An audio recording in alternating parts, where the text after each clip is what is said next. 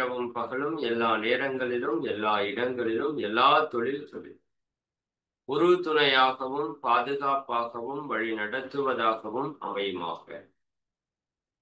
ஆசான் அருட்தந்தை வேதாத்திரி மகரிஷி அவர்களே நம்மோடு சுக்குமமாக நிறைந்திருந்து இன்றைய தெய்வீக நிகழ்வுகள் அனைத்தையும் மிக சிறப்பாக நிகழ்த்தி கொடுப்பாராம்.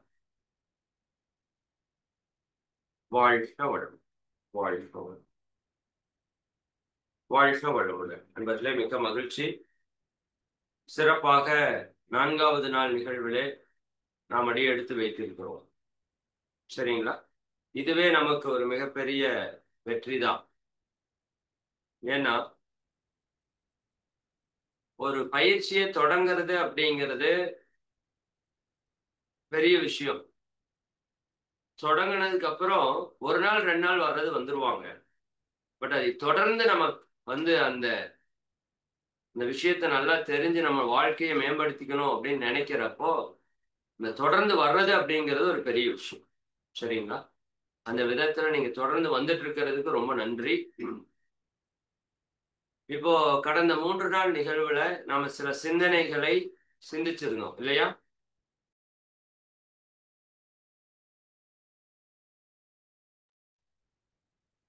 அந்த சிந்தனைகள் நீங்க எல்லாருமே 1க்கு 2 முறை கேட்டிருப்பீங்கன்னு நினைக்கிறேன். உங்களுக்கு அந்த வாட்ஸ்அப் குரூப்ல அந்த வீடியோவோட லிங்கையும் ப்ராப்பரா அனுப்பிச்சிருக்கிறோம். நீங்கள் யாராவது விடுபட்டிருந்தது அப்படின்னா, இப்ப ரீசெண்டா யாராவது ஜாயின் பண்ணியிருந்தீங்க அப்படின்னா, நிச்சயமா நீங்க அந்த 3 வீடியோவையும் தயவு செய்து இந்த ஒரு 2 நாள் கேப் இருக்கு இல்லையா? அந்த 2 நாள் விடுமுறையில அந்த 3 வீடியோவையும் தெளிவா போட்டு ஒரு முறை கேட்டு குறிப்பு எடுத்துக் கொள்ளுங்க. சரிங்களா? இன்னைக்கு 4வது வகுப்பு. இந்த 3 வகுப்புல நம்ம என்ன சொல்லியிருக்கிறோம்? நாம மகிழ்ச்சியா வாழ்றதுக்கு விரும்புறோம். அதற்கு அறிவு என்பது மிக மிக அவசியம்.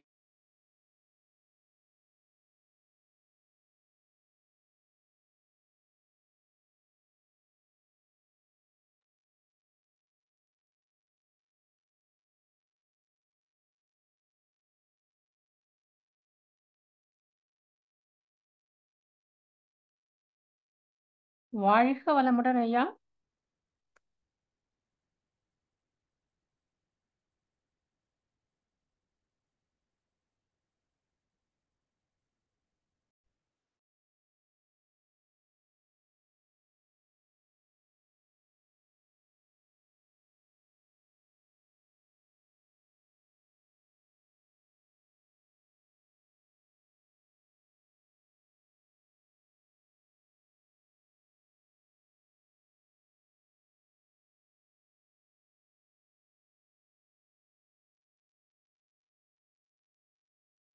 ஓகே அன்பர்களே, கொஞ்சம் நெட்வொர்க் இஷ்யூல இருக்குது. அதனால என்னோட மொபைல்ல இருந்து ஜாயின் பண்ணியிருக்கேன். சரி,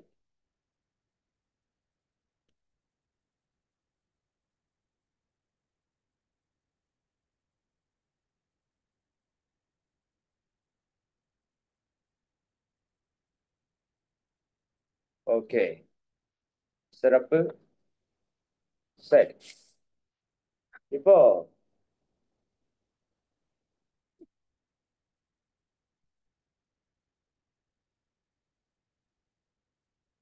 அந்த 6வது அறிவினுடைய சிறப்பாக நாம் எந்த அளவுக்கு நம்முடைய அறிவை பெருக்கிக் கொள்கிறோமோ அந்த அளவுக்கு நம்ம வாழ்க்கையில மகிழ்ச்சியாக வாழ முடியும் அப்படிங்கிறத வள்ளுவர் முதல் கொண்டு பல மகான்களும் நமக்கு அதை பற்றி ஒரு தெளிவை நமக்கு கொடுத்திருக்கிறாங்க. அப்ப அந்த அறிவு எதுல நமக்கு வேணும் அப்படின்னு நம்ம கொஞ்சம் சிந்தனை செய்தோம்னா ஒரு 10 விஷயங்கள்ல வேணும் அப்படிங்கிறத நம்ம பார்த்தோம். நாம மகிழ்ச்சியா வாழ்றதுக்கான ஒரு 10 விஷயங்களை நம்ம தெளிவா என்ன பண்ணிருக்கோம், தொகுத்திருக்கிறோம். சரிங்களா? 3வது வகுப்பிலே நம்முடைய வாழ்க்கையில கர்மா அப்படின்னா என்ன, பாவ புண்ணியம் என்றால் என்ன, நான் யாரு, என்னுடைய உடலினுடைய வயது என்ன, என்னுடைய உயிர் என்றால் என்ன, அந்த உயிர் எத்தனை ஆண்டுகளாக டிராவல் பண்ணிட்டு வருது, அதுல எப்படி நான் பண்ற நல்லது கெட்டதெல்லாம் ரெக்கார்ட் ஆகுது. அப்ப அந்த பாவ புண்ணியத்தினுடைய அடிப்படையில நமக்கு இன்பம் துன்பம் என்ற விஷயம் நடக்குது. அப்ப நான் இப்பிறவிலேயோ முற்பிறவிலேயோ செய்த கர்ம வினைகள் எனக்குள்ள ரெக்கார்ட் ஆயிருக்கு.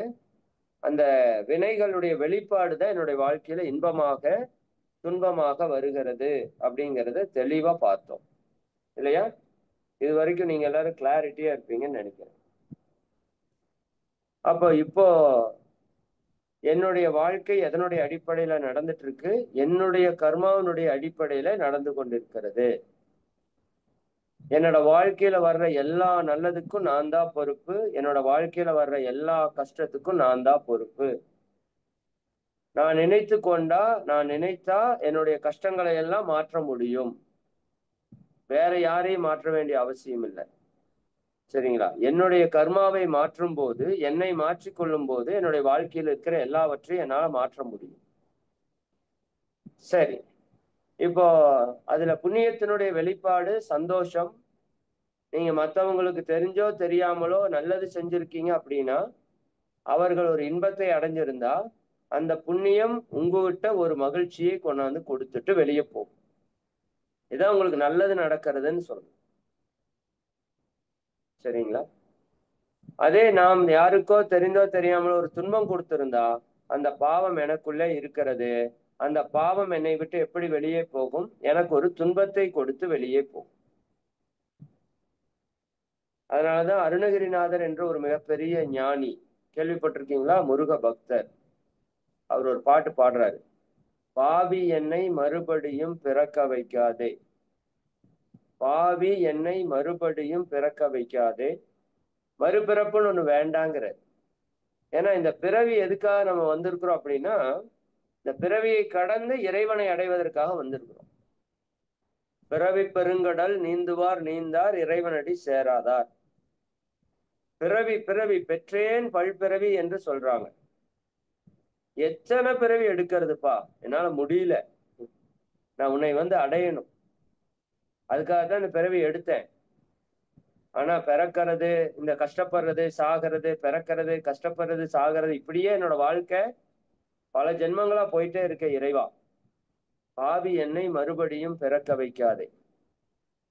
அப்படின்னா ஏன் பிறப்பு நடக்குதுன்னா, இந்த பாவங்கள் பதிவுகள் இருக்கிறதாலதான் பிறப்பு நடந்துட்டே இருக்கு.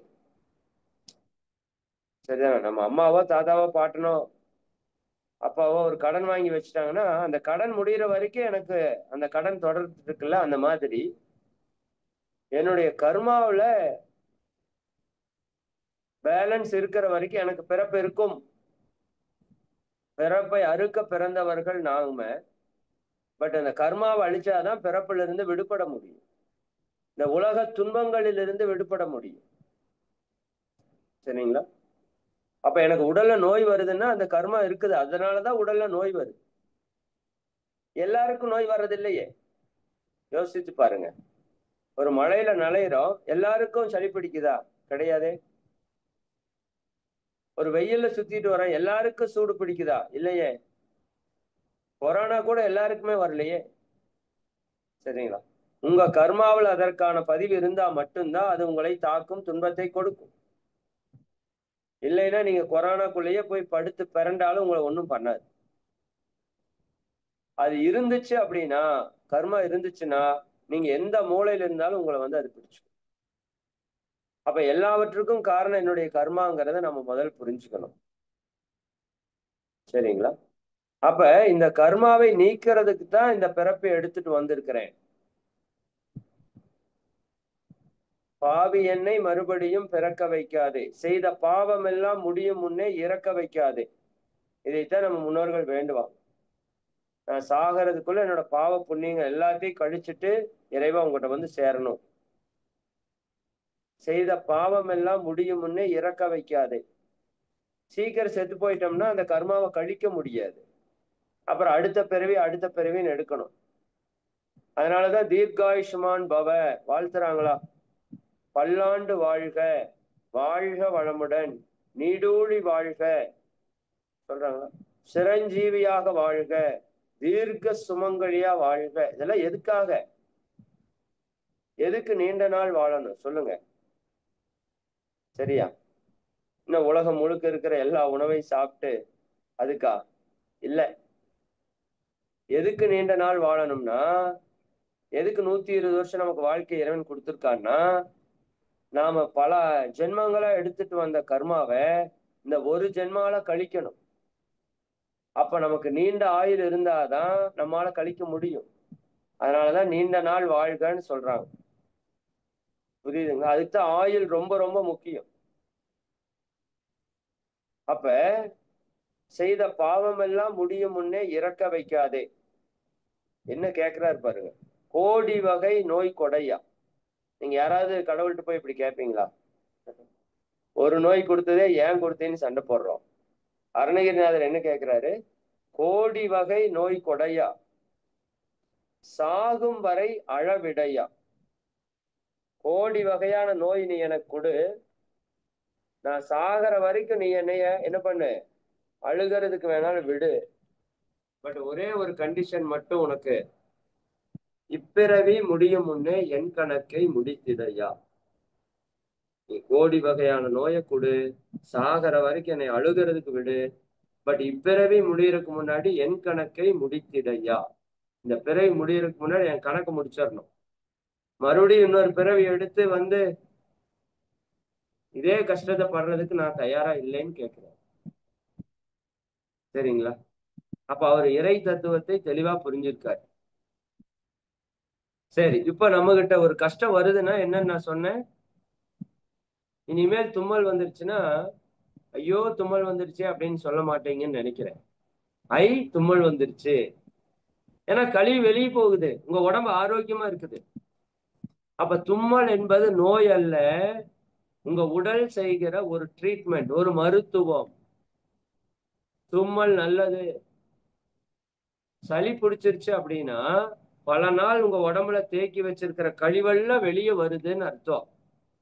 சளி நல்லது, வாந்தி நல்லது, வேதி நல்லது, காய்ச்சல் நல்லது. புரிஞ்சுதா உங்களுக்கு? அப்படி உங்க வாழ்க்கையில வர்ற ஒவ்வொரு துன்பமும் நல்லது. ஏன்? உங்களுடைய பாவம் உங்களை விட்டு வெளியே செல்கிறது. அதனாலதான் சொல்லுவாங்க, யாரோ ஒருத்தர் கஷ்டப்பட்டு இருந்தா நம்ம முதல்ல என்ன ஒரு வார்த்தை சொல்லுவோம், ரோட்ல ஒருத்தர் கஷ்டப்பட்டு இருக்காருன்னு வச்சுக்கோங்க, பாவம் அப்படின்னு தானே சொல்றீங்க. பாவம்பா அப்படின்னு என்ன அர்த்தம்? அவன் செய்த பாவம் அப்பான்னு அர்த்தம். சரிங்களா? நமக்கு ஒரு கஷ்டம் வந்தா சொல்றோம், நான் எந்த ஜென்மத்துல என்ன பாவம் பண்ணனே தெரியலையே அப்படின்னு சொல்றோமா இல்லையா? அப்போ நெருப்பு இல்லாமல் புகையாது. நான் உங்களுக்கு சொன்னேன், வினை விதைத்தவன் வினை அறுப்பான், திணை விதைத்தவன் திணை அறுப்பான். நெருப்பில்லாமல் புகையாது. அப்ப உங்க வாழ்க்கையில் ஒண்ணு புகையுதுன்னா நீங்க எங்கேயோ பத்த வச்சிருக்கீங்கன்னு அர்த்தம். இல்லப்பா நான் பத்த வைக்கலையே, நீங்க பத்த வைக்காட்டி பரவாயில்ல, உங்க அம்மா அப்பா பத்த வச்சிருக்கலாம், தாத்தா பாட்டம் பத்த வச்சிருக்கலாம். புரிஞ்சுதா இல்லைங்களா? நீங்க கேக்குறீங்க, அவங்க பத்த வச்சதுக்கெல்லாம் நான் வந்து பொறுப்பாக முடியுமா? சரிதானா? அவங்க செஞ்ச தப்புக்கெல்லாம் நான் பொறுப்பெடுத்துக்க முடியுமா? சரி, அவங்ககிட்ட இருந்துதான் உங்க கண்ணு வந்தது, கண்ணை கொடுத்துறீங்களா வேண்டான்னு? அவங்ககிட்ட இருந்துதான் ஹார்ட் வந்தது, வேண்டாமா? அவங்ககிட்ட இருந்துதான் மூளை வந்தது, வேண்டாமா? இதெல்லாம் வேணுமாமா, கர்மா மட்டும் வேண்டாமாமா. சரிதானா? நல்லா புரிஞ்சுக்கோங்க. மற்ற சொத்துக்கள் வருதோ இல்லையோ, கர்மா அப்படியே உங்களுக்கு வரும். ரெண்டாவது, நீங்க வேற அவங்க வேறன்னு பிரிச்சு பார்க்காதீங்க. அவங்களோட தொடர்ச்சி தான் நீங்க. அந்த உயிர் அங்கிருந்து டிராவல் ஆகி இப்ப நம்ம கிட்ட இப்ப வேலை செஞ்சுட்டு இருக்கு. அந்த உயிர் தான் நீங்க. இந்த உடல் உங்களுடைய கருவி. இந்த ஜென்மால இந்த கருவி இருக்கு. சரிங்களா? அப்ப இந்த உடலை எதுக்காக எடுத்துட்டு வந்திருக்கிறோம்? என்னோட கர்மாவை கழிச்சு அந்த இறைத்தன்மையை உணர்றதுக்கு, அல்லது தன்னை உணர்றதுக்கு. ரெண்டுமே ஒண்ணுதான். இறைவனை உணர்வது என்றாலும் தன்னை உணர்வது என்றாலும் ரெண்டுமே ஒண்ணுதான். ஏன்னா தான் தான் இறைவன், இறைவன் தான் நான். சரிங்களா? அதைத்தான் சொல்லுவாங்க, அகம் பிரம்மாஸ்மி, நான் கடவுள் அப்படின்னு ஒரு படம் கூட வந்துச்சு, பாத்தீங்களா? நான் கடவுள்னு ஒரு படம் வந்தது. அகம் பிரம்மாஸ்மி. ஐயப்பன் கோயில் போனீங்கன்னா மேல எழுதியிருப்பாங்க தத்துவம் அசி. தத்துனா அது, சோம் என்றால் நீ, மசி என்றால் இருக்கிறாய், அதுவே நீயாக இருக்கிறாய். எதுவே? இறைவனே நீயாக இருக்கிறாய். அதனாலதான் நமக்கு பேரெல்லாம் வைக்கிறப்ப கந்தசாமி, ராமசாமி, கிருஷ்ணசாமி, கோவிந்தசாமி, முருகர், விநாயகர், இப்படியெல்லாம் பேர் வச்சாங்க. கணபதி, நட்ராஜ், சிவா, சரியா? பெண்களுக்கு லட்சுமி, சரஸ்வதி, இப்படியெல்லாம் பேர் வச்சாங்க. அந்த கடவுளே நாமளா இருக்கிறோங்கிறது உணர்த்துறதுக்கு தான் சுப்பிரமணி. யார் பேரு? கடவுளோட பேர். கார்த்திகேயன் கடவுளோட பேர். பெருமாள் கடவுளோட பேர். எதுக்காக? அந்த கடவுளே நீயா இருக்கிறப்பா அப்படிங்கறத உணர்த்துறதுக்கு தான் பேர் வச்சாங்க. இன்னைக்கு வாயில வராதெல்லாம் தான் நம்ம பேரா வச்சுட்டு இருக்கிறோம், இல்லையா?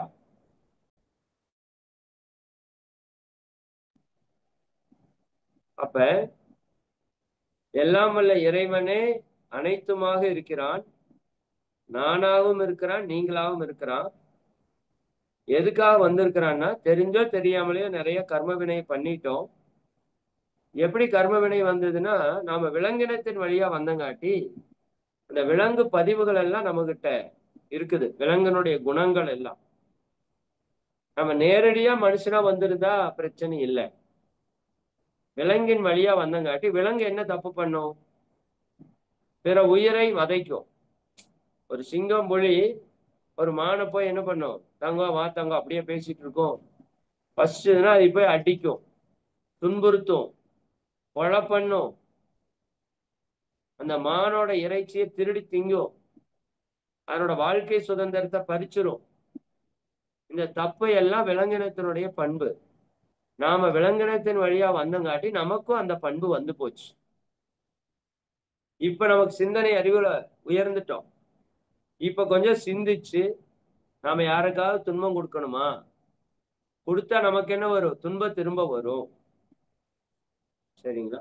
அப்படிங்கிறத புரிஞ்சுக்கிட்டு யாருக்கும் துன்பம் கொடுக்காம வாழ்ந்து இன்னும் நல்லதை செய்து நம்ம கர்மாவை கழிச்சுட்டு அந்த இறைவனை தன்னை உணரணும்.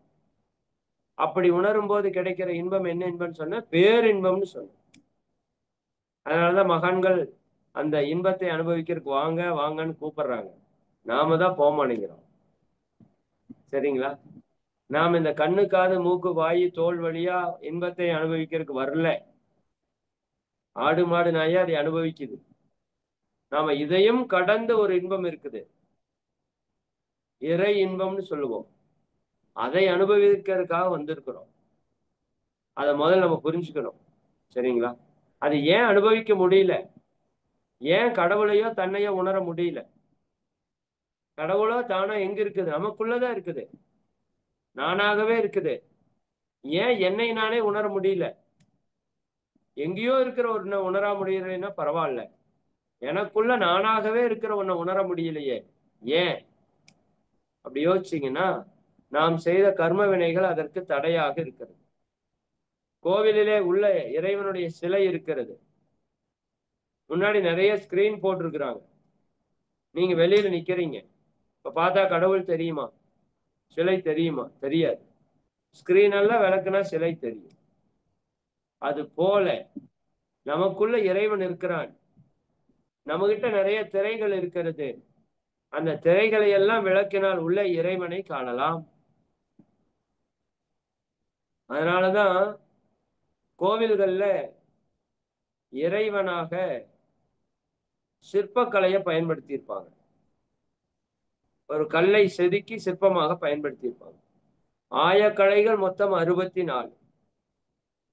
அதுலயே சிற்பக்கலையை கொண்டு போய் கடவுளுக்கு வைத்தார்கள். சிந்திச்சு பாருங்க. மற்ற கலைகள் எல்லாம் சேர்த்தால் உருவாகும். ஒரு ஆடல் கலை என்றால் பல நடன அசைவுகளை சேர்க்க வேண்டும். ஒரு பாடல் கலை என்றால் பல ராகங்களை சேர்க்க வேண்டும். சரிங்களா? ஒரு யோக கலை என்றால் கூட பல பயிற்சிகளை சேர்க்க வேண்டும்.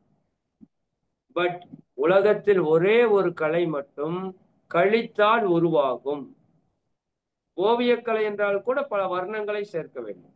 சமையல் கலை என்றால் கூட பல பொருட்களை சேர்க்க வேண்டும். புரியுதுங்களா? பட் ஒரே ஒரு கலை கழித்தால் உருவாகும், அது சிற்பக்கலை மட்டுமே. ஒரு முழு பாறை இருக்கிறது, அதில் இருக்கிற தேவையில்லாததை செதுக்கினால் உள்ளே அற்புதமான சிலை இருக்கிறது. அப்ப அந்த சிற்பம் என்ன நமக்கு உணர்த்துகிறது என்றால், உனக்குள்ளாக இறைவன் இருக்கிறான், மேல நிறைய குப்பை எல்லாம் மூடி இருக்குதுப்பா, அந்த தேவையில்லாததை செதுக்கிட்டீன்னா உனக்குள்ள இருக்கிற இறைவனை நீ பார்க்கலாம். நல்லா புரிஞ்சுக்கோங்க, இதுதான் தத்துவம். இப்ப நாம சென்று கொண்டிருப்பது ஞான மார்க்கம். இது பக்தி மார்க்கத்திற்கு அடுத்த நிலை. இந்த ஆனந்த யோகம் என்பது ஞான மார்க்கம். அது என்னப்பா பக்தி மார்க்கம் ஞான மார்க்கம்? பக்தி மார்க்கம் முதல் படி, ஞான மார்க்கம் இரண்டாவது படி, இறைவனை அடைவதற்கு. இரண்டு படியுமே அவசியம். எதுவுமே உயர்ந்தது தாழ்ந்ததுன்னு அல்ல. சரிங்களா? பக்தி மார்க்கம் நம்பிக்கை வழியிலே நாம் செய்வது. இப்ப நீங்க கோயிலுக்கு போறீங்களா, நல்லா போகணும். சரிங்களா? பொட்டு வைக்கிறீங்களா, எல்லாரும் பொட்டு வைக்கிறோம், மொட்டையை அடிச்சுக்கிறோம், காது குத்துறோம். சரிங்களா? சாமிக்கு பூஜை எல்லாம் பண்றோம். இது ஏன் பண்றேன்னு தெரியுமா உங்களுக்கு? அதெல்லாம் தெரியாதுங்க சார். எங்க முன்னோர்கள் சொன்னாங்க, இது பண்ணா நல்லது, சாமிக்கு இப்படி எல்லாம் பண்ணணும்னு. அதனால நாங்க அதை அப்படியே பண்றோம். முன்னோர்கள் சொன்னதை நம்பி நீங்க செஞ்சீங்கன்னா அதுக்கு பேர் பக்தி மார்க்கம். பக்தினா நம்பிக்கை என்று பொருள். பக்தினா நம்பிக்கை என்று பொருள். அப்ப நம்ம முன்னோர்கள் சொன்ன விஷயத்த நம்பி நாம் அப்படியே செய்யறோம் அப்படின்னா அதுக்கு பேர் பக்தி மார்க்கம். ஏன் எதுக்கு நல்லா கேட்க மாட்டோம். பட் ஞான மார்க்கம் என்பது அப்படி அல்ல. அதே செயலைத்தான் செய்வீங்க, பட் ஏன் செய்யறீங்கன்னு தெளிவா தெரிஞ்சு செய்யணும். இப்ப உதாரணத்துக்கு நான் ஒண்ணு சொல்றேன். இப்ப பொங்கல் அன்னைக்கு முந்தின நாள் போகி பண்டிகை, அந்த அன்னைக்கு எல்லாரும் காப்பு கட்டுறோம் வீடுகள்ல. எதுக்கு காப்பு கட்டுறோன்னு தெரியுமா? எத்தனை பேருக்கு தெரியும்? காப்பு கட்டுதலில் இருக்கிற விஞ்ஞானம் என்ன அப்படின்னா, சூரியன் ஓராண்டு கால சுழற்சியில 6 மாத காலம் வடகிழக்குலையும் 6 மாத காலம் தென்கிழக்குலையும் உதிக்குவாது. அதாவது உத்தராயணம் தட்சிணாயனம் என்று சொல்லுவாங்க. அப்ப இந்த தை மாதம் 1ஆம் தேதி அது இந்த பகுதியிலிருந்து இந்த பகுதிக்கு சேஞ்ச் ஆகிற நாள். அப்படி சேஞ்ச் ஆகும்போது இந்த பூமி மேல அந்த சூரியனுடைய ஒளிக்கதிர்கள் நிறைய வரும். அதுல நம்ம உடலுக்கு தொந்தரவு கொடுக்கக்கூடிய சில கதிர்களும் வரும். அந்த கதிர்களை தடுப்பதற்காக நம்ம முன்னோர்கள் செய்த மிகப்பெரிய ஏற்பாடு தான் காப்பு கட்டுறது.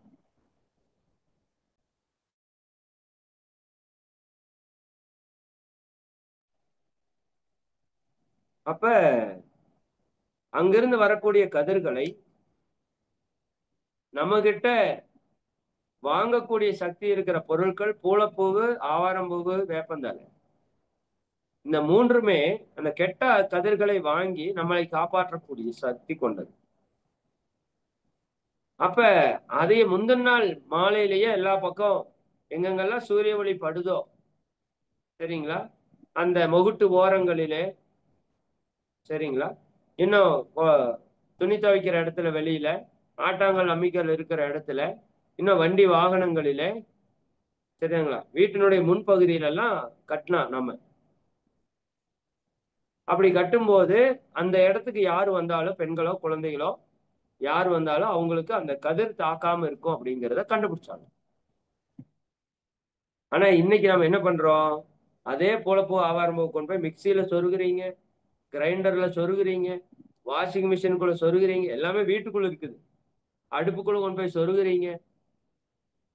சரியா? அப்ப இது ஏன் இப்படி ஆகுது அப்படின்னா, ஏன் பண்றோம் எதுக்கு பண்றோம்னு தெரியாம பண்றீங்க, அதனால தப்பு பண்றீங்க. சரிங்களா? நான் முதல் நாளே சொன்னேன்னு நினைக்கிறேன். இப்ப இந்த இடத்துல பிட்யூட்டரின்னு ஒரு சுரப்பி இருக்கிறது. இது உங்க உடலை கண்ட்ரோல் பண்றக்கூடிய சுரப்பி, மாஸ்டர் கிளாண்ட். அப்ப இதைய ஆரோக்கியமா வச்சுக்கிறதுக்கு தான் பொட்டு வச்சேன்னு சொன்னேன், ஞாபகம் இருக்கா? ஆனா இன்னைக்கு இது ஏன் வச்சோன்னு தெரியாதங்காட்டி இங்க இருந்த பொட்டெல்லாம் ஸ்டிக்கர் பொட்டா மாறி போச்சு. பெண்கள் கொலுசு போடுறீங்கல்ல, அது சிறுநீரகத்துக்கான அக்குப்ரெஷர் பாயிண்ட் வேலை செய்யக்கூடிய இடம். மோதிரம் போடுவது இருதயத்திற்கான அக்குப்ரெஷர் வேலை செய்யக்கூடிய இடம். பொட்டு வைப்பது உடல் ஆரோக்கியத்திற்கான இடம். மொட்டை அடிப்பது மன அமைதிக்கான இடம். இப்படி ஒரு பெரிய பட்டியலே இருக்குது. சரிங்களா? இது எல்லா மதங்கள்லயும் இருக்குது. இந்து மதத்துல நான் இருந்தங்காட்டி அதை பத்தி தெரிஞ்சங்காட்டி சொல்றேன். மற்ற எல்லா மதங்களுக்குள்ளயும் இந்த விஞ்ஞான விளக்கங்கள் இருக்குது. ஒரு நமாஸ் பண்றப்ப பாருங்க, கீழே உட்கார்ந்து வஜ்ராசனத்துல உட்கார்ந்து அது தொழுகை. வஜ்ராசனம் என்பது ஒரு பயிற்சி. புரியுதா? நீங்க கை கால்களை கழுவிட்டு தான் தொழுகைக்கு போவாங்க. அது ஒரு தூய்மைக்கான ஒரு பயிற்சி. இப்ப எல்லா இடத்திலையுமே பயிற்சிகள் இருக்கிறது. சரி, அந்த விதத்தில இப்ப பக்தி மார்க்கத்துல நீங்க செஞ்சுட்டு இருந்ததையே தான் செய்ய போறோம். பட் ஏன் எதுக்குன்னு கேட்டு தெளிவா செய்ய போறோம்.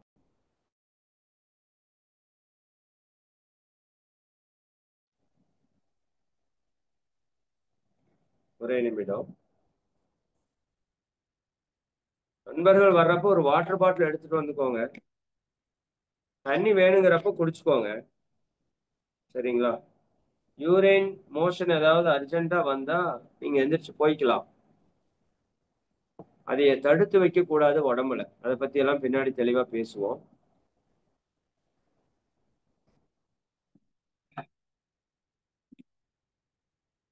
சரி, இப்போ நம்ம என்ன பார்த்தோம்? நாம நம்மை உணர்றதுக்கு வந்திருக்கிறோம். பேரின்பத்தை அனுபவிக்கிறதுக்கு வந்திருக்கிறோம். சரிங்களா? அதற்கு தடையா இருக்கிறது நம்முடைய கர்ம வினைகள். இந்த கர்ம வினைகளை போக்கணும். கர்ம வினை இயல்பாவே எப்படி போகும்? நமக்கு ஒரு துன்பத்தை கொடுத்து வெளியே போகும். புண்ணிய பதிவு இன்பத்தை கொடுத்து வெளியே போகும். இப்ப புண்ணிய பதிவு வெளியே போறதை பத்தி உங்களுக்கு பிரச்சனையே இல்லை. சரிதானா? ஜாலியா வெளியேற்றிடுறோம். ஏன்னா சந்தோஷம் தானே வருது.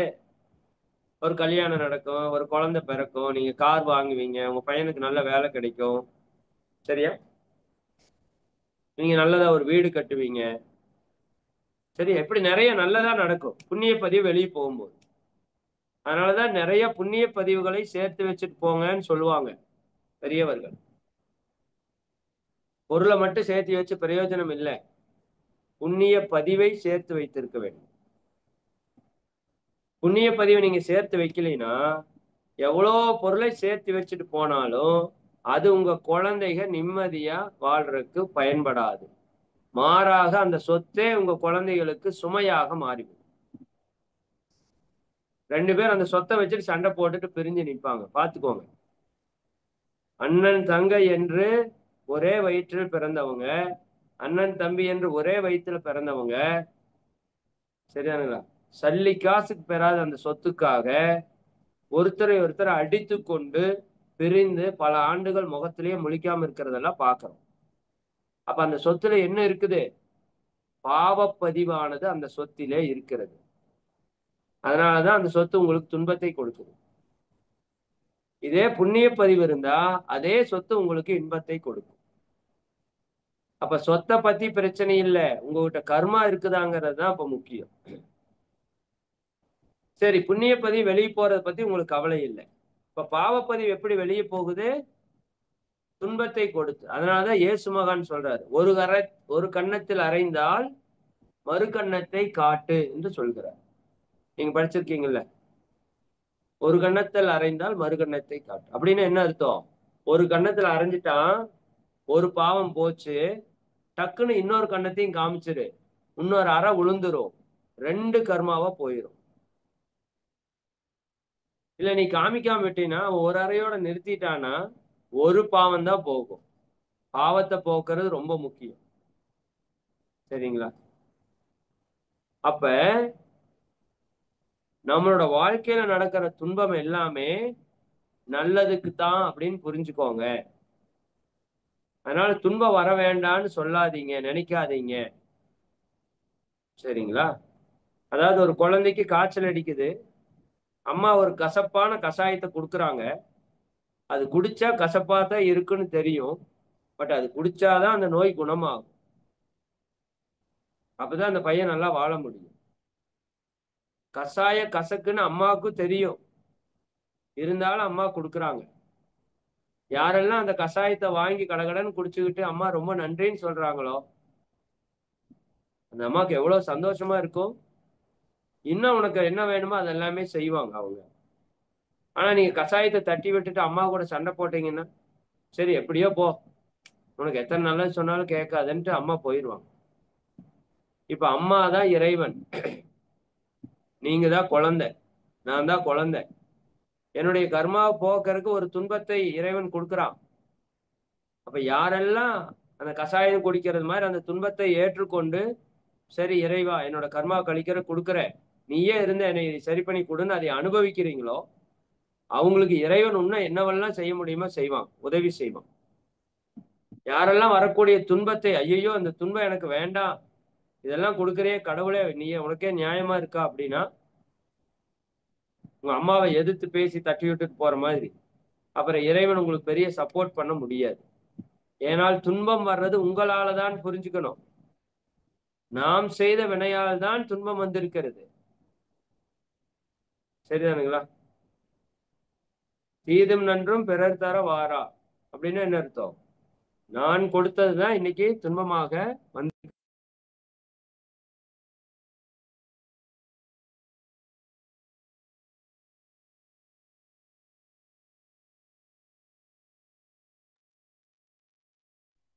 ரைட். சரி சார், இப்ப ஃபைனலா விஷயத்துக்கு வாங்க. புண்ணியத்தை கழிக்கிறதுக்கு நாங்க தயார், சந்தோஷப்பட்டு. பாவத்தை கழிக்கிறதுக்கு நாங்க தயார் இல்லை. வேற ஏதாவது வழி இருக்குதா? கஷ்டப்படாம, துன்பப்படாம நான் செய்த பாவங்களை எல்லாம் கழிக்கிறதுக்கு வழி இருக்குதா? இருக்குது. சரிங்களா? ஒரே சந்தோஷமா இருக்குல்ல? எத்தனையோ ஜென்மமா செஞ்ச பாவத்தை நான் துன்பப்படாம கழிக்க முடியுமா அப்படின்னு யாரு யோசிச்சாங்க? மகான்கள் யோசிச்சாங்க. எத்தனையோ பிறவியா செய்த கர்மாவை இந்த ஒரு பிறவியில வந்து அனுபவிக்கணும்னு சொல்றிய இறைவா, இது சரியா அப்படின்னு கேட்டு சிந்திக்கிறாங்க. சரி, இதுக்கு வேற எதுவும் மாற்று வழியே இல்லையா? இந்த பாவத்தை தெரிஞ்சோ தெரியாமலோ இப்ப வரைக்கும் செஞ்சுட்டோம். இந்த பாவத்தை துன்பப்படாம கழிக்கிறதுக்கு என்ன பண்ணலாம் அப்படின்னு ஞானிகள் மகான்கள் எல்லாம் யோசித்து கண்டுபிடித்த 2 டெக்னிக். சரிங்களா? இப்ப ரஜினி ஒரு படத்துல, பாபான்னு நினைக்கிறேன், படம் பார்த்தீங்களா? பாபா படம் நல்லா ஓடல, பட் சில கான்செப்ட் நல்லா சொல்லியிருப்பாங்க. அவரு ஒரு கத்தி வச்சிருப்பாரு, பாபா கத்தி. எங்க ஃபைட் போனாலும் அந்த கத்தியை தூக்கி வீசுவார். சரிங்களா?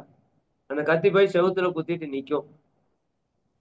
சரியா? ஏதோ ஒரு இடத்துல போய் குத்திட்டு நிக்கும்.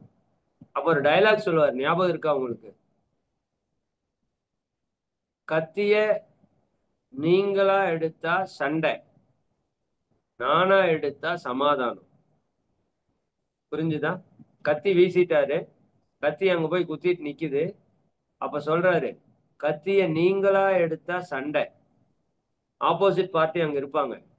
அவர் போய் அந்த கத்தியை எடுத்துட்டாருன்னா இவர் அங்க சண்டை போடுவார். ஃபைட் பண்ணி அடிச்சு துவம்சம் பண்ணி அவனுங்களை இவர் வழிக்கு வர வைப்பார். இல்ல அவங்க எடுக்கல அப்படின்னா இவர் சமாதானமா போயிடுவார். இவர் சொன்ன விஷயம் அங்க நடந்திருக்கும். புரிஞ்சுதா உங்களுக்கு? அது மாதிரி இறைவன் நமக்கு 2 ஆப்ஷன் கொடுக்குறான். கர்மாவை நீங்களா கழிச்சுக்கிறீங்களா, இல்ல நானே கழிக்கட்டுமான்னு கேட்கிறான். சரிங்களா? நீங்களா கழிச்சுக்கிறதுக்கு 2 வாய்ப்பு கொடுக்குறான். ஒன்று பயிற்சி, எழுதிக்கோங்க. கர்மாவை போக்கக்கூடிய மகா ரகசியத்திலே முதல் ரகசியம் பயிற்சி செய்வது. எந்த உடலை இயக்கி பிறருக்கு துன்பத்தை கொடுத்தோமோ அந்த உடலை இயக்கியே துன்பத்திலிருந்து விடுபட முடியும். எந்த மனதை கொண்டு பிறருக்கு துன்பத்தை கொடுத்தோமோ அந்த மனதை சரியாக இயக்கி துன்பத்திலிருந்து விடுபட முடியும். இப்படின்னா உங்களால நம்ப முடியல. ஒரு உதாரணம் சொன்னா நீங்க புரிஞ்சுக்குவீங்க. இப்போ ஒரு பையன் 15 வயசு வேலைக்கு போறதுக்கு ஆரம்பிக்கிறான். ட்ரிங்க்ஸ், ஸ்மோக் எல்லா பழக்கம் வந்துடுச்சு. அவன் 17 வயசுல இருந்து ட்ரிங்க்ஸ் பண்றான், ஸ்மோக் பண்றான். அவனுக்கு 27 வயதுல கல்யாணம் ஆகுது.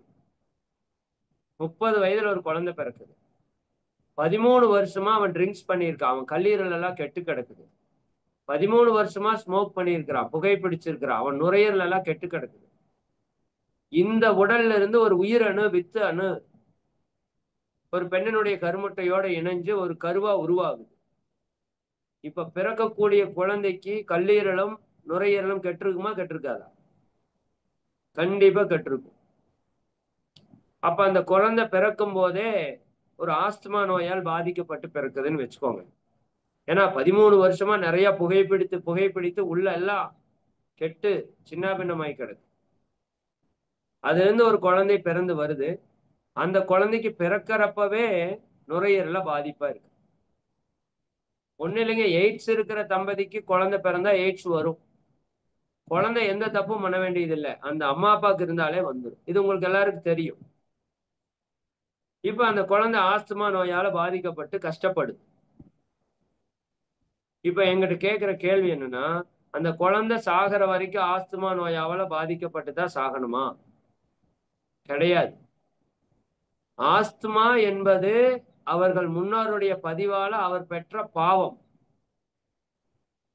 அதுதான் விதி. விதியை மதியால் வெல்லலாம். இப்ப அந்த குழந்தையை கொண்டு போய் ஒரு யோகா கிளாஸ்ல சேர்த்து விட்டு நல்லா மூச்சு பயிற்சி, பிராணாயாம பயிற்சி, நல்லா கபாலபதி, இன்னும் நிறைய பிராக்டிஸ் செஞ்சுட்டே இருக்கீங்கன்னா அந்த எந்த ஒரு செயலை செஞ்சு நுரையீரலை கெடுத்தாரோ அதற்கு ஆப்போசிட்டா ஒரு நல்ல செயலை செஞ்சு நுரையீரலை சுத்தப்படுத்தி கொள்ளலாம். புரியுதுங்களா? ஒரு செயல் செஞ்சங்காட்டி தானே கெட்டுச்சு. இப்ப மாற்று ஒரு செயல் செஞ்சா சரியாயிருமில்ல. இப்ப அப்பா ஒரு செயல் செஞ்சு கடன் வாங்கிட்டாரு. இப்ப நான் கடனை கட்டினேன்னா கடன் தீர்ந்துருமில்ல. மாற்று செயல் செய்யணும். இப்ப அந்த பையன் நல்லா யோகா கிளாஸுக்கு போய் நல்லா மெடிடேஷன் பண்ணி மனசை அமைதியா வச்சு மனசை கட்டுப்பாடா வச்சு அவன் கெட்ட விஷயத்துல ஈடுபடாம, தண்ணி போடாம, தம் அடிக்காம, குறிப்பா அந்த யோக பயிற்சி எல்லாம் தொடர்ந்து செஞ்சுட்டே வந்தான்னு வச்சுக்கோங்க. ஒரு 3 மாதம் 6 மாதம் அதிகபட்ச ஓராண்டு காலங்கள்ல அவங்ககிட்ட லங்ஸ் ஃபுல்லா சுத்தமாயிரும், கல்லீரல் ஃபுல்லா சுத்தமாயிரும். இப்ப அவனுக்கு ஒரு நல்ல நுரையீரலும் நல்ல கல்லீரலும் கிடைச்சிடும். இனி அவன் துன்பப்படணுமா? வாழ்க்கையில துன்பப்பட வேண்டிய அவசியமே. மாற்று செயல். சரிங்களா?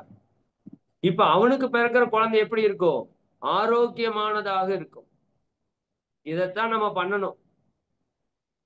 உங்க குழந்தைகளுக்கு நீங்க என்ன பண்ணணும்? உங்க உடம்பையும் மனசையும் சுத்தப்படுத்தி அடுத்த ஜென்மத்துக்கு கொடுக்கணும். சார் எனக்கு குழந்தையெல்லாம் பிறந்துருச்சு, என்ன பண்றது?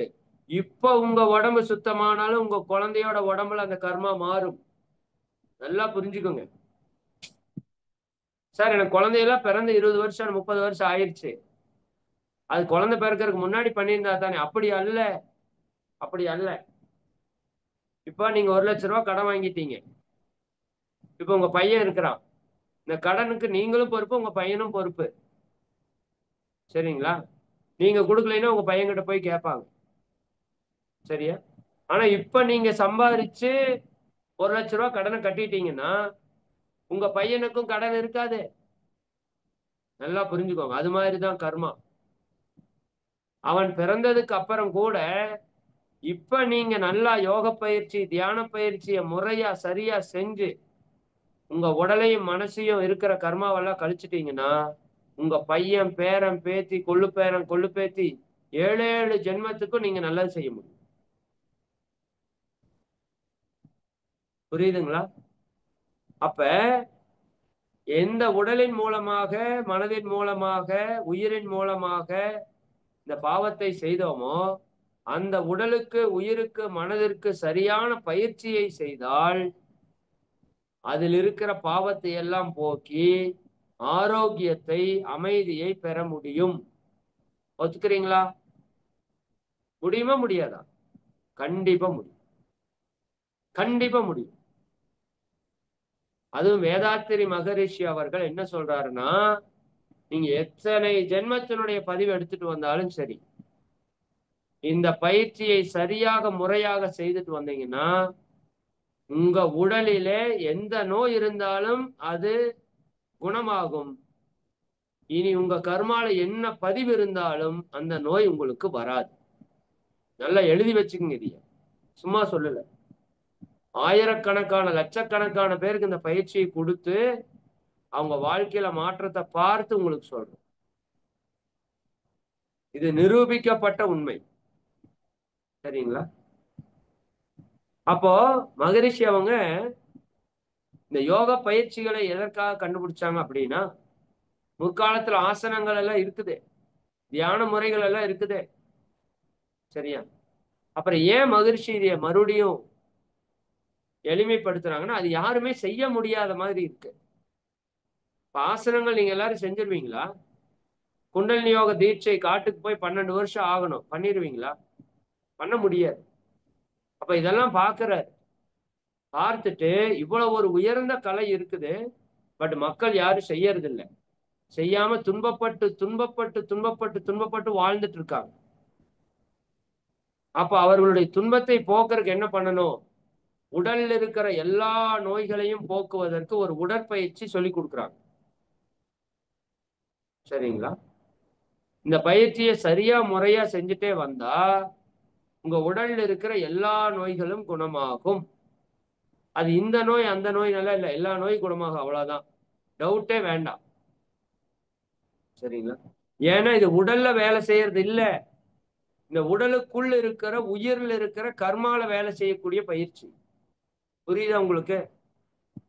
மற்ற எக்ஸசைஸுக்கும் மகரிஷி கொடுக்குற எக்ஸசைஸ்க்கு இருக்கிற வித்தியாசம் என்னன்னா, இது உடல் அளவிலே வேலை செய்யற பயிற்சி அல்ல, இது உயிருக்குள்ளே இருக்கிற பதிவிலே வேலை செய்யக்கூடிய ஒரு பயிற்சி.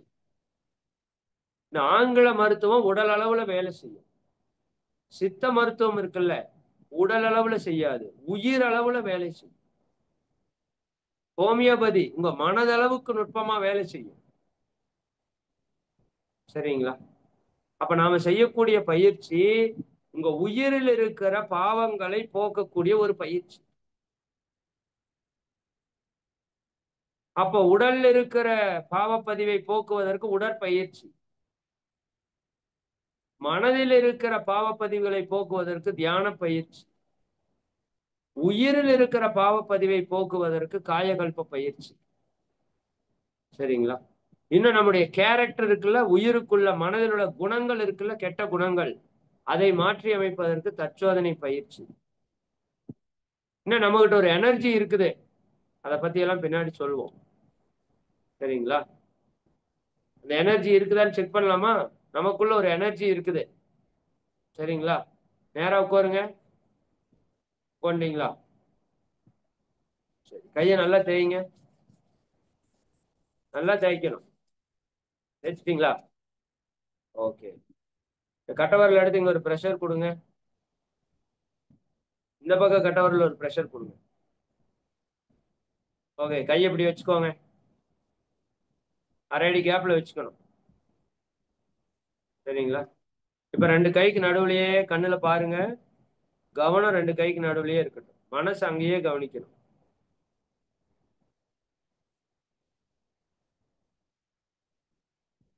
நல்லா கூர்ந்து கவனிக்கணும். இப்போ கையை மெதுவா பக்கத்தால கொண்டு வாங்க. ஒட்டுற மாதிரி சேர்க்கிற மாதிரி கொண்டு வரணும், சேர்க்க கூடாது. அப்படியே மெதுவா தூரத்துல கொண்டு போங்க. ஒரு அடி தூரத்துக்கு கொண்டு போங்க. அப்படியே மெதுவா பக்கத்தால கொண்டு வாங்க. நல்லா பக்கத்துல, முட்டக்கூடாது. மெதுவா தூரத்துல கொண்டு போங்க. அப்படியே கண்ணை மூடி மெதுவா பக்கத்தால கொண்டு வாங்க. மெதுவா தூரத்துல கொண்டு போங்க. உங்க ரெண்டு கைக்கு நடுவுல என்ன நடக்குதுன்னு பாருங்க. மெதுவா பக்கத்தால, மெதுவா தூரத்துல. இப்ப மெதுவா பக்கத்தால கொண்டு வந்துட்டு அப்படியே நிறுத்துங்க. இந்த குழந்தைக்கு சிக்கு புக்கு ரயில் ஓட்டுவாங்கல்ல, தெரியலன்னா என்ன பாத்துக்குங்க. இந்த மாதிரி உங்க கைய சுத்துங்க. சுத்துறப்ப நீங்க ஒரு இடத்துல அழுத்தம் கொடுத்தீங்கல்ல, கையில, உள்ளங்கையில, அங்க என்ன நடக்குதுன்னு பாருங்க. ரெண்டு கைக்கு நடுவுலயே கவனிக்கணும். Okay, super. நிறைய பேர் ஏதாவது ஃபீல் பண்ணிருப்பீங்க. சரி, அப்படியே கண்கள்ல வச்சுக்கோங்க. Okay, good. கை எடுத்துக்கோங்க. இப்ப எல்லாருக்கும் என்ன தெரிஞ்சது? ஏதாவது ஃபீல் பண்ணீங்களா? ஏதாவது உணர்வு தெரிஞ்சதுன்னா கை தூக்குங்க. சூப்பர் சூப்பர், பரவாயில்ல, நிறைய பேருக்கு தெரிஞ்சிருக்கு. அருமை. சரி, கை கீழே வச்சுக்கலாம். என்ன தெரிஞ்சது? ஒரு மேஜிக் மாதிரி தெரிஞ்சதுங்களா? உங்க கையில ஒரு மேக்னெட் பவர் தெரிஞ்சுதா? சரி, கண்டிப்பா தெரியும், எல்லாருக்கும் தெரியும். இன்னும் நல்லா பயிற்சி பண்ணீங்கன்னா இன்னும் பயங்கரமா தெரியும். இப்போ கொஞ்சம் தெரிஞ்சிருக்கும். பிராக்டிஸ் பண்ணீங்கன்னா இந்த பவர் இன்க்ரீஸ் ஆயிடும். இந்த பவர் தான் நம்மள உள்ள உடம்ப எல்லாத்தையும் இயக்கிட்டு இருக்கிற, மனசை எல்லாத்தையும் இயக்கிட்டு இருக்கிற ஒரு சூப்பர் பவர். நம்ம உடம்புக்குள்ள ஒரு கரண்ட் ஓடிட்டு இருக்கு, ஒரு மேக்னெட் பவர் இருக்கு. அதைத்தான் நீங்க இப்ப பாத்தீங்க. இந்த மேக்னெட் பவரை நம்ம பிரபஞ்சத்திலிருந்து இருந்து வாங்க முடியும்.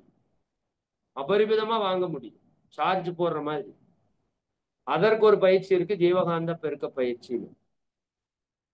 நம்மகிட்ட இருக்கிற கெட்டதையெல்லாம் நீக்கி நல்லதையெல்லாம் செய்யறதுக்கு 5 பயிற்சி இருக்குங்க. சரிங்களா? உடலுக்கு உடற்பயிற்சி, மனதிற்கு தியான பயிற்சி, உயிருக்கு காயகல்ப பயிற்சி, குணத்திற்கு தற்சோதனை பயிற்சி, ஜீவகாந்த பெருக்கத்திற்கு ஜீவகாந்த பெருக்க பயிற்சின்னு 5 பயிற்சி. இந்த 5 பயிற்சி என்ன பண்ணும்னா, நம்மகிட்ட இருக்கிற பாவங்களை எல்லாம் போக்கிக் கொண்டே போக்கிக் கொண்டே போக்கிக் கொண்டே இருக்கு. எவ்வளவு பெரிய கெட்ட பதிவா இருந்தாலும் சரி, இன்னைக்கு சொல்ற, எழுதி வச்சுக்கோங்க. அது கேன்சரோ எந்த பதிவு இருந்தாலும் சரி, எவ்வளவு பெரிய கொடிய பதிவா இருந்தாலும், இந்த பயிற்சியை யார் ஒருவர் 7 ஆண்டு காலம் செய்கிறாரோ அவருக்கு அத்தனை பதிவுகளும் விலகும். 7 வருஷம் கரெக்டா செய்யணும். இப்ப நீங்க 10 நாள் 20 நாள் செய்யறப்பவே உங்க உடம்புல மாற்றத்தை நீங்க பயங்கரமா ஃபீல் பண்ணுவீங்க.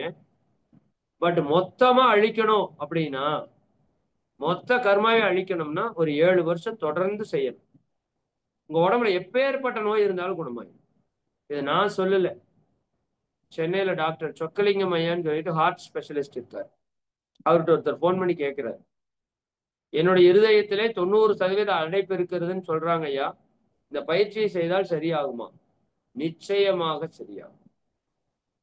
மகரிஷி அவருடைய பயிற்சியை தொடர்ந்து செய்து அவர் சொல்லக்கூடிய வாழ்க்கை முறைகளை நீங்கள் கடைபிடித்தால், 7 ஆண்டுகள் செய்தால் உங்கள் இருதயம் புதிதாக மாறிவிடும் சொல்றாரு.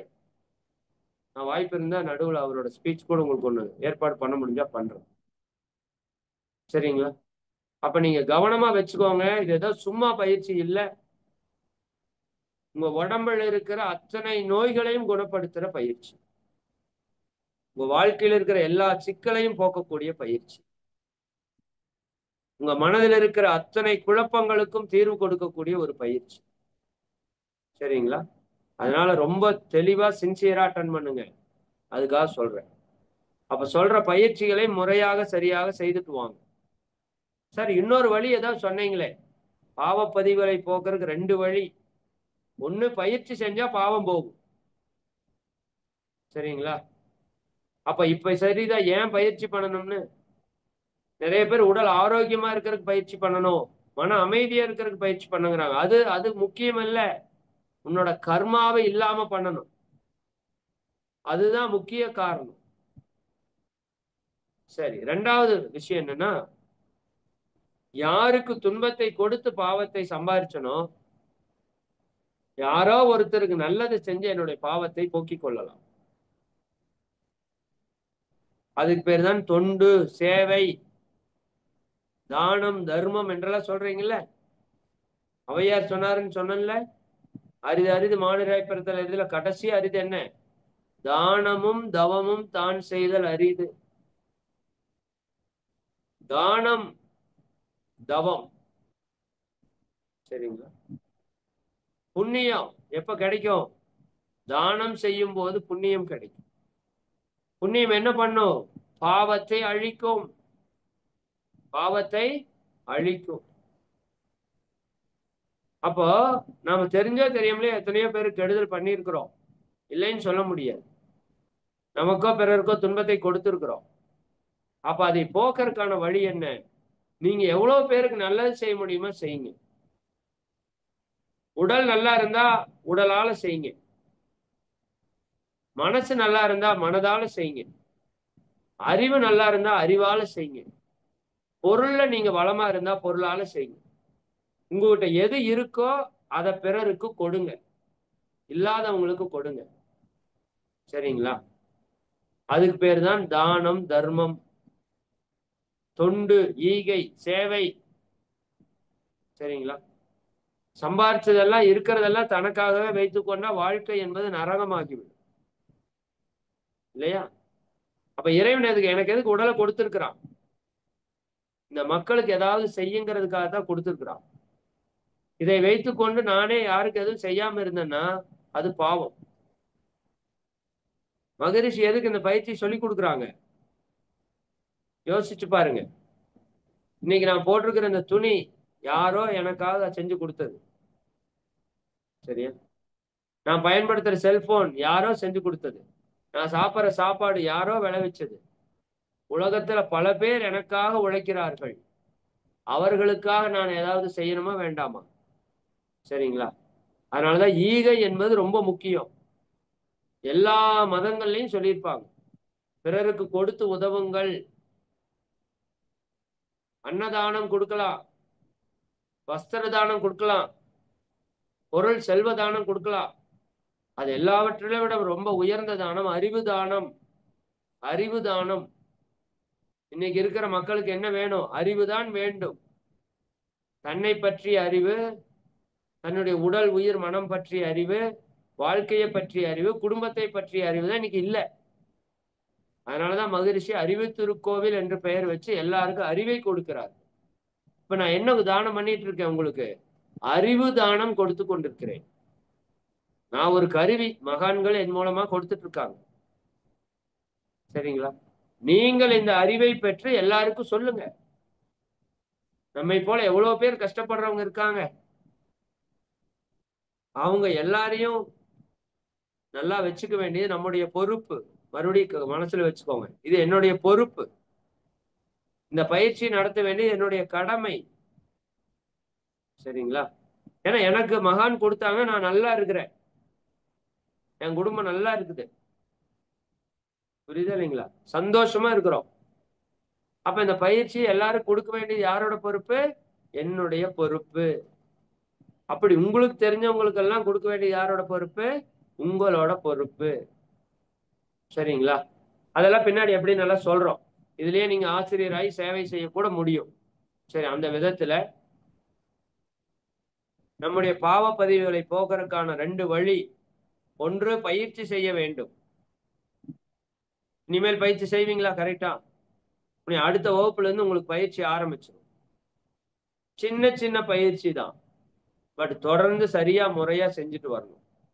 ஒரே மாசத்துல பயிற்சி மேக்சிமம் கத்து கொடுத்துருவோம், அடிப்படையா செய்யக்கூடிய பயிற்சியை. அதை மட்டும் சரியா பண்ணிட்டு வந்தாலே உங்க உடம்புல இருக்கிற எல்லா நோயும் குணமா இருக்க ஆரம்பிச்சு. சரிங்களா? ரைட். அப்போ ஒன்று பயிற்சி செய்யணும், இரண்டாவது பிறர் துன்பம் போக்குறதுக்கு தொண்டு செய்யணும். சரிங்களா? இந்த ரெண்டையும் மனசுல வச்சுக்கோங்க. அதனாலதான் உங்களுக்கு தெரிஞ்சவங்களுக்கு எல்லாம் சொல்லுங்க, தெரிஞ்சவங்களுக்கு எல்லாம் சொல்லணுங்கன்னு சொன்னேன்ல. இதுதான் மிகப்பெரிய புண்ணிய செயல். இப்ப நீங்க ஒருத்தருக்கு சொல்லி அவர் வந்து சேர்ந்து பயிற்சி பண்ணி அவர் உடம்பெல்லாம் நல்லா இருக்கு, மனசெல்லாம் நல்லா இருக்குன்னா அவர் யார கடவுளா கும்பிடுவாரு? உங்களைத்தான் கடவுளா கும்பிடுவார். ஒருத்தர் ட்ரிங்க்ஸ் பண்ணிட்டு இருக்காரு, அவரை கூட்டிட்டு வந்து பயிற்சியில சேர்த்துறீங்க, ட்ரிங்க்ஸ் எல்லாம் விட்டுட்டாருன்னா அந்த குடும்பத்துக்கே நீங்க தான் குலசாமியா மாறிடுவீங்க. அந்த நபர் கும்பிடுறாரா இல்லையோ, அவங்க குடும்பத்தில் இருக்கிற ஒவ்வொருத்தவங்களும் உங்களை கும்பிடுவாங்க. இதற்கு நாம் ஒண்ணும் பண்றது இல்ல, தெரிஞ்சவங்களும் கொண்டாந்து சேர்த்துறோம், அவ்வளவுதான். இவ்வளவுதான் நம்ம வேலை. எல்லாருக்கும் சொல்லுவோம், மறுபடியும் நான் சொல்றேன், சரிங்களா? எல்லாருக்கும் சொல்லுவோம். வர்றதுக்கு விருப்பம் இருக்கிறவங்க, கர்மா இருக்கிறவங்க வருவாங்க. கர்மா இல்லாதவங்களால வர முடியாது. புரியுதா? நம்ம ஊதர் சங்கம் ஊதுவோம், கேட்கிறவங்க கேட்கட்டும். சரிதானா? நல்லவர்கள் தொடர்ந்து செயலை செய்ய வேண்டும், அதுதான் முக்கியம். அப்ப ஒன்று பயிற்சி, இரண்டாவது தொண்டு. சார் நான் பயிற்சி செய்ய முடியாது, தொண்டும் செய்ய மாட்டேன் அப்படின்னா அந்த பாவத்தை போக்குறதுக்கு வேற வழி இருக்கா? இருக்கு. அடி உததான். சரிதானா? இறைவனோட வழி என்ன? துன்பத்தை கொடுத்து பாவத்தை போக்குவான், அவ்வளவுதான். சரிங்களா? துன்பம் இல்லாம நான் வாழணும், என் வாழ்க்கையில கஷ்டமே வரக்கூடாது, அப்படி வாழ முடியுமானா சத்தியமா வாழ முடியும். அதற்கு ஒரே வழி, நீங்க இந்த யோக பயிற்சிகளை சரியாக முறையாக கற்றுக்கொண்டு செய்ய வேண்டும். இரண்டாவது, உங்களால் முடிஞ்ச சர்வீஸை மற்றவங்களுக்கு செய்யணும். அதுக்குன்னு உங்க உடலை கெடுத்துக்கிட்டோ, உங்க குடும்பத்தை கெடுத்துக்கிட்டோ, உங்க பொருளாதாரத்தை கெடுத்துக்கிட்டோ நீங்க வந்து சர்வீஸ் பண்ண கூடாது. 24 மணி நேரத்திலே ஒரு அரை மணி நேரம் சர்வீஸ் பண்ணுங்க. சரிங்களா? நீங்க வாழ்க வையகம்னு சொன்னாலே சர்வீஸ் தான். இந்த உலகத்தில் இருக்க எல்லா உயிரும் நல்லா இருக்குன்னு நினைச்சாலே மிகப்பெரிய சர்வீஸ் தான். புரியுதா இல்லைங்களா? அப்ப இந்த ரெண்டு விஷயத்த நீங்க இன்னைக்கு ஆழமா மனதுல பதிய வைத்திருக்கிறீங்க. சரிங்களா? சரி, இனித்தான் பயிற்சி ஆரம்பிக்க போறோம். அடுத்த வகுப்புல இருந்து முறையாக பயிற்சி உங்களுக்கு சொல்லிக் கொடுக்கப்படும். சரிங்களா? நீங்களும் ப்ராப்பரா அட்டன் பண்ணணும். நான் முதல் நாள்ல இருந்து சொல்லிட்டே இருக்கிறேன், இன்னைக்கு மீண்டும் ஒரு முறை பதிவு பண்றேன். உங்க வாழ்க்கையில் இருக்கிற மொத்த பிரச்சனைக்குமான தீர்வை இங்க பயிற்சியா கொடுக்க போறோம். இப்ப இருக்கிற, இனிமேல் வர போற எல்லாம், பிறப்பிலிருந்து இறப்பு வரைக்கும் இருக்கிற எல்லா பிரச்சனைக்கும் தீர்வு இங்க வந்துடும். அதனால இந்த வகுப்பை சின்சியரா அட்டன் பண்ணுங்க. ஒண்ணு. ரெண்டாவது, கேப் இல்லாம அட்டன் பண்ணணும். சரிங்களா? இப்ப இந்த 4 நாள் வகுப்பு பார்த்தாலே உங்களுக்கு தெரியும். முதல் நாள் நாம சந்தோஷமா இருக்க விரும்புறோம், அதற்கு அறிவு வேணும். ரெண்டாவது நாள் சந்தோஷமா இருக்கிறதுக்கு என்னென்னவெல்லாம் வேணும். மூணாவது நாள் இந்த சந்தோஷத்துக்கு எது தடையா இருக்குது, இந்த கர்மா எப்படி நமக்கு துன்பமா வந்து நம்ம சந்தோஷத்தை கெடுக்குது. நாலாவது நாள் எப்படி அந்த கர்மாவை போக்கி நான் சந்தோஷமா இருக்கிறது. இந்த 4 நாள் உரையையும் நீங்க 1க்கு 10 முறை திரும்ப திரும்ப போட்டு போட்டு கேளுங்க. அதுக்கு தான் உங்க குரூப்ல அந்த லிங்க் அனுப்பிச்சிருக்கிறோம். சரிங்களா? அதை ஒரு இடத்துல சேவ் பண்ணி வச்சுக்கிட்டு அடிக்கடி அடிக்கடி அடிக்கடி இந்த 4 உரையை திரும்ப திரும்ப திரும்ப திரும்ப கேட்டாதான் பயிற்சி செய்யறதுல உங்களுக்கு ஒரு உத்வேகம் வரும். ஏன்னா இத்தனை வருஷமா நம்ம இன்னும் பயிற்சியே செய்யல. சரிங்களா? அதனால புதுசா ஒரு விஷயத்த கத்துக்கிறப்ப உங்க மனதிற்கு ரொம்ப விருப்பம் இருக்கணும். சரிங்களா? அப்பதான் அதை தொடர்ந்து உங்களால செய்ய முடியும். சரி, அந்த விதத்துல பயிற்சி கத்துக் கொடுக்கறதுக்கு மகான்கள் எல்லாரும் தயாரா இருக்கிறாங்க. நீங்க வாங்கிக்கிறதுக்கு தயாரா இருங்க. சரிங்களா? ரைட். உங்ககிட்ட என்ன கேட்டுக்கிறோம், நாங்க 100% அட்டண்டன்ஸ். இனிமேல் அட்டண்டன்ஸ் ஏதாவது ஆப்ஷன் ஆனீங்கன்னா, நான் இது வகுப்பு எப்படி இருக்கும்னா ஒரு ஏணிப்படி மேல மேல மேல போற மாதிரி இருக்கும். சரிங்களா? அடுத்த வகுப்புல ஒரு பயிற்சி நம்ம தொடங்குறோம். உடல் ஆரோக்கியத்தினுடைய முக்கியத்துவம் என்ன, எதற்காக நீங்க உடல் ஆரோக்கியமா வச்சுக்கணும், சரிங்களா? நோய்கள் தோன்றுவதற்கு என்ன காரணம், அந்த நோய்கள்ல இருந்து எப்படி நம்ம விடுபடுவது, அப்படிங்கிறத பத்தி விளக்கம் எல்லாம் அடுத்தடுத்த வகுப்புகள்ல தொடர்ந்து வரும், சரிங்களா? அப்ப நீங்க சரியா இணைஞ்சா மட்டும்தான் இந்த பயிற்சி அடுத்தடுத்து நீங்க போயிட்டே இருப்பீங்க. கேப் கொடுத்தீங்கன்னா, போன வகுப்புல என்ன சொன்னேன்னு தெரியலன்னா நீங்க இங்க வர்றப்ப சிரமப்படுவீங்க, புரியாம போலாம் சில வகுப்புகள். அதனால 100% அட்டண்டன்ஸ் இருக்கணும். சார் ஒரு நாள் நாளைக்கு எங்க சொந்தக்காரங்களுக்கு கல்யாணம், ரொம்ப க்ளோஸ், நான் போயே ஆகணும் அப்படின்னாலும் அந்த 12 to 1:30 போய் ஒரு ரூம்ல உட்காந்து கேட்கறதுல ஒன்றும் தப்பு கிடையாது. புரிஞ்சுதா இல்லைங்களா? இதுக்கு முதல் முக்கியத்துவம் கொடுக்கணும். நல்லா புரிஞ்சுக்கோங்க. நீங்க இதனால் வரைக்கும் புருஷனுக்காக நேரம் ஒதுக்கி, பொண்டாட்டிக்காக நேரம் ஒதுக்கி, பையனுக்காக நேரம் ஒதுக்கி, பிள்ளைக்காக நேரம் ஒதுக்கி, ஃப்ரெண்டுக்காக நேரம் ஒதுக்கி, பக்கத்து வீட்டுக்காரனுக்காக நேரம் ஒதுக்கி தான் இருக்கிறீங்க. உங்களுக்குன்னு நீங்க இது வரைக்கும் நேரமே ஒதுக்கல. அதுதான் நீங்க பண்ண பெரிய தப்பு. என் பையனுக்கு இது பிடிக்கும்னு சமைச்சவங்க, என் பொண்ணுக்கு இது பிடிக்கும்னு சமைச்சவங்க, என் வீட்டுக்காருக்கு இது பிடிக்கும்னு சமைச்சவங்க, உங்களுக்கு என்ன பிடிக்குது நீங்க சமைக்கவே இல்லை. அதுதான் நீங்க செஞ்ச பெரிய தப்பு. இது சுயநலம் இல்ல. நீங்க நல்லா இருந்தா தான் உங்க குடும்பம் நல்லா இருக்கும். உண்மையா இல்லையா? சொல்லுங்க. நீங்க படுத்த படுக்கை ஆயிட்டா, நோய்வாய்ப்பட்டா, உங்க மனதுல கோபம், டென்ஷன், பொறாமை இருந்தா உங்க குடும்பம் நல்லா இருக்குமா? நீங்க தான் உங்க குடும்பத்துக்கு மிக முக்கியம்னு முதல் புரிஞ்சுக்கோங்க. அப்ப நீங்க உங்களை நல்லா வச்சுக்கிறதுக்கு முதல் நேரத்தை ஒதுக்குங்க. இதுக்கு தான் ஃபர்ஸ்ட் ப்ரிஃபரன்ஸ் கொடுக்கணும். ₹1,00,00,000 கொடுத்தாலும் போடான்னு போயிடணும். சரிங்களா? இந்த குரங்கு கதை கேள்விப்பட்டிருக்கீங்களா? குரங்கு கிட்ட கொண்டு போய் ₹10,00,00,000 பணத்தையும் 10 வாழைப்பழத்தையும் கொடுத்தீங்கன்னா எதை எடுக்கும்? வாழைப்பழம் தூக்கிட்டு ஓடிடும். ஏன்னா குரங்குக்கு சிந்திக்கிற அறிவில்லை. ₹10,00,00,000 வச்சு ₹1 வாழைப்பழம் 10 கோடி வாங்கலாம், அல்லது ₹10 செவ்வாழை 1 கோடி வாங்கலாம். அது பல ஜென்மத்துக்கு உட்கார்ந்து திங்கலாம். சிந்திக்கிற அறிவு குரங்குக்கு இல்லை. புரியுதா நீங்க? இப்ப மனுஷனுக்கு கொண்டு போய் 10 கோடி உடல் நலத்தையும் கொடுத்தீங்கன்னா எதையும் எடுப்பான்? 10 கோடி எடுத்துட்டு ஓடிடும். உடல் ஆரோக்கியத்தை விட்டுருவான். ஆனா புரிஞ்சுக்கோங்க, நாமளும் குரங்கு மாதிரி சிந்திக்கிறதே இல்லை. நல்லா புரிஞ்சுக்கோங்க. உடல் ஆரோக்கியத்தை வச்சு 10 கோடி சம்பாதிக்கலாம். ஆனா 10 கோடியை வச்சு உடல் ஆரோக்கியத்தை கொண்டு வர முடியாது. நல்லா புரிஞ்சுக்கணும். அப்ப உங்க உடலை ஆரோக்கியமா வச்சுக்க வேண்டியது உங்க பொறுப்பு. நான் அவங்களுக்கு போய் ஓடுனேன், இவங்களுக்கு போய் ஓடுனேன்னா உங்க உடம்ப நீங்க தான் நல்லா வச்சுக்கணும். உங்களுக்கே உங்க மேல அக்கறை இல்லைன்னு அர்த்தம். இந்த வகுப்பை நீங்க கட் பண்ணா உங்களுக்கே உங்கள் மேல அக்கறை இல்லை. உலகத்துல யாரும் உங்களை மேல அக்கறைப்படுறதுக்கு வரமாட்டாங்க. நல்லா புரிஞ்சுக்கோங்க. அவன் வேலை பார்க்கறதுக்கே அவனுக்கு முடியல. அது பையனா இருந்தாலும் சரி, பிள்ளையா இருந்தாலும் சரி, பேரனா இருந்தாலும் சரி, பேத்தியா இருந்தாலும் சரி. கணவன் மனைவி கூட அவங்கவுங்க வாழ்க்கையை பார்க்குற அளவுக்கு தான் நேரம் இருக்கு. அப்ப இனிமேல் இது உங்களுக்கான நேரம், எனக்கான நேரம்னு நீங்க ஒதுக்குங்க. ஒரு நாளைக்கு அரை மணி நேரம். இந்த வகுப்பு 3 நாள் 1.5 மணி நேரம் 1.5 மணி நேரம். இந்த நேரத்தை யாருக்காகவும் விட்டு கொடுக்காதீங்க. எங்க இருந்தாலும் 1.5 மணி நேரம் எனக்கு சைலண்டா இடம் கொடுத்துருங்கப்பா. ஒரு ஹெட்போனை போட்டு உட்காந்துங்க வெளியே இருந்தா. இல்லாட்டி வீட்டுல பர்ஃபெக்டா ரெடி ஆகும். நீங்க உங்களை நல்லா வச்சுக்கிட்டா எல்லாமே சரியாயிடும். தனக்கு போகத்தான் தானமோ தர்மமோ. தானே கஷ்டப்பட்டு பிச்சை எடுத்தீங்கன்னு வச்சுக்கோங்க, உடல் நலத்துல மன அமைதி இல்லாம நீங்களும் கெட்டு உங்க குடும்பத்தையும் கெடுத்து சமுதாயத்தையும் கெடுத்துருவோம்.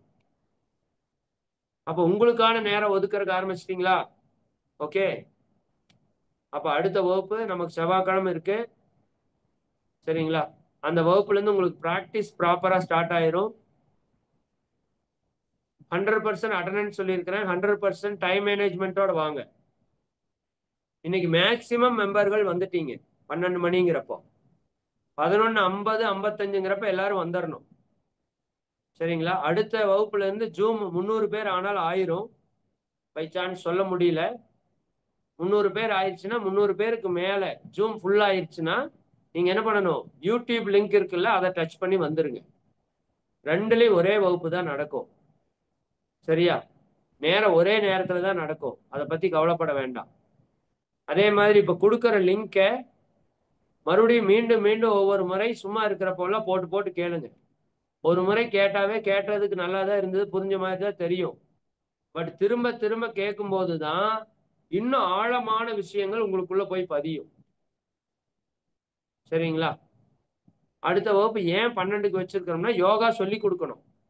நீங்க ஒரு 8 மணி 9 மணிக்கு சாப்பிட்டீங்க அப்படின்னா 10, 11, 12 ஒரு 3 மணி நேரம், 3.5 மணி நேரம், 4 மணி நேரத்துல எல்லாம் ஜெரிச்சிடும். சரிங்களா? அப்ப யோகா செய்யறதுக்கு ஈஸியா இருக்கும்.